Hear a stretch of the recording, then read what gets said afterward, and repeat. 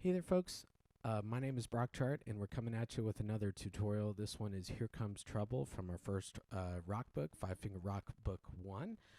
And this tune features a really cool left-hand bass line to start it off, and is inspired by some awesome rock and roll bass lines, like Another One Bites the Dust from Queen, and George Thorogood's Bad to the Bone. And so, what I love about both of those pieces is that they're really cool, very hard hitting, and just kind of have a swagger about them, some confidence about them, and they're not super fast. But and that's kind of where this tune kind of comes from, or at least the energy or the vibe. And so we're gonna start this one with our our ring finger down on this low, one of the lowest A's on the piano. And remember, they're all quarter notes, and it's not super fast, but that's okay. It's still driving, and it's still cool. And so just, lay back in the tempo there. Try not to, push it too much. So it's still cool, and it's still very effective at its tempo. So just be cautious about that. We do have some legato markings there, so we're wanting everything to be as smooth as we can make it. And then your right hand is going to get ready on a 5 on this higher A above middle C. And so there's a couple of different textures in this. It starts out with our cool left hand bass line. And then we have in measure 5, it kind of switches to the verse. So the right hand is maybe acting like our lead singer. And so the left hand is kind of doing, we would call them hits. And so hits are just like a rhythmic figure that a lot of times is followed by a melody. And so we'll have a big beat 1 hit, and then we're resting, hit, rest, rest, rest. And so it's kind of a nice way just to pop and give some attention to your melody instrument. Oh, and that's exactly what we have here in measure 5. And then here I'm going to slide down just a step in that right hand to where my 2 is on D. So be cautious about, up at the top it says it's rock, but in parentheses there it says swing eighth notes. And so we do have a couple of eighth notes every once in a while in this, so we'll have that middle finger on that E flat there. And so just a reminder, the swing eighth notes, long, short, long. So just be cautious about that. Sometimes it could be helpful just to write or circle in your music. Totally on board with that. You can put a little arrow down right in measure 7, right on the rest, just as a visual reminder to bring your right hand down there. Let's see, what else was I going to say? Oh, yeah. Another good thing to maybe check out is like right in measure 6 when the hands line up together. Sometimes I'll just literally draw a line from your right hand note go into your left hand note. Oh, again, it's just kind of a visual reminder that both of those are happening on the same beat at the same time. And then it kind of switches textures back to that cool bass line in the left hand. Oh, something I did want to mention. Sometimes in these videos, I'll give kind of some optional things you can do if you'd like to, make the music a little bit more difficult. So sometimes bass players will do. A lot of jazz players call them like ghost notes, and all they are like they're very, very short. Almost like grace notes, kind of, but they act more as like they help our time. And so if you watch my left hand here, and so I very quickly went 5-2. So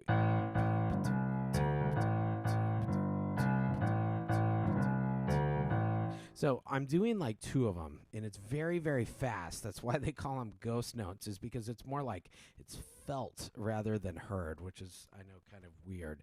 But it's definitely something that like a real bass player would do. And, again, this is just kind of an optional thing if you, want to make it just a little bit more difficult for you. So, that 4, and I'm almost like going A, G, C. And that's my second one. So I kind of do 2 per bar, the A, G, C, A. So it's almost like a little anticipation or like lead in to the next like strong note. 3, 4, 1, 2, 3, 4, 1, 2, 3, 4, 1, 2, 3, 4. So I'm almost always doing either G going to A or, C going to D or C going to A. So let me slow that down, and you could kind of watch that left hand again. And, this is just kind of optional, but thought it'd be kind of a fun thing to include in the video.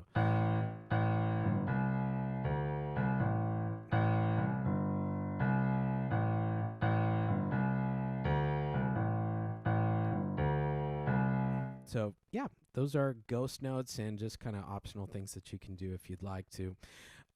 And going back to the music, this is 13, and so no different than measure 5, very, very similar texture. And then on the second page, this is where we kind of run into the chorus. So we have our bass line right at the top of 17. And then this is kind of I would say the chorus of the tune. And so you're going to have your right hand 2 on E. And so you're going to have this big beat 1 hit on the left hand.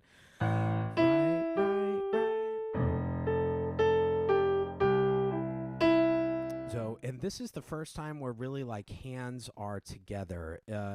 Up until now, it's been kind of a conversational type of texture or like a question and answer where the left hand will have a bass line, or the right hand will have the melody, and then it'll go back to the left hand. But this is the first time where the left hand is kind of at the same time as the right, and it's doing kind of more supporting chords or harmonies there. So we're going to have this low bass here, and it's still pretty loud here. It's a rock tune, right?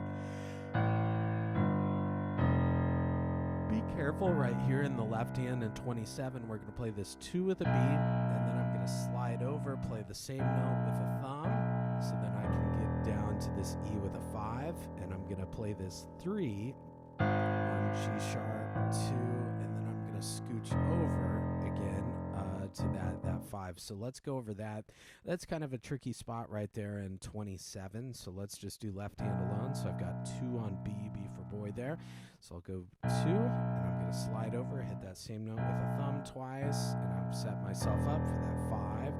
3 is going to be on that middle triplet. And then I just got to make sure to I'm going to scrunch in my hand a little bit to where my pinky is on F. So I have to kind of get close together with my fingers just for a sec, and then everything is back to normal there. So yeah, that might be a spot you can circle or get some extra practice in there. And the right hand isn't too crazy. And then just like the melody, we're going to go down a step there. And then we're going to go back up.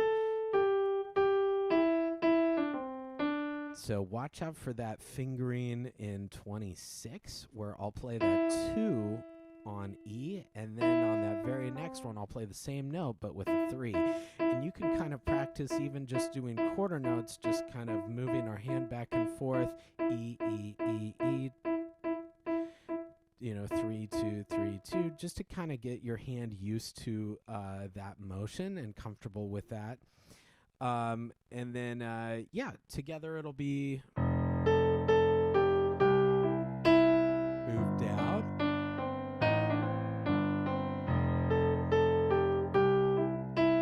And I'm moving down.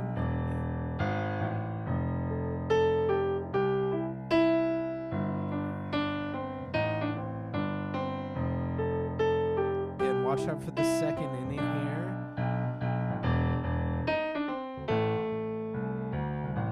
So in that very last figure in the second ending there, your right hand is going to go a 4 on this E flat there, and I'm going to kind of spread out my 1 a little bit, so it'll be like 4, 3, 2, 1, 4, 3, 2, 1, and we'll have the exact same thing a couple measures later on measure 33.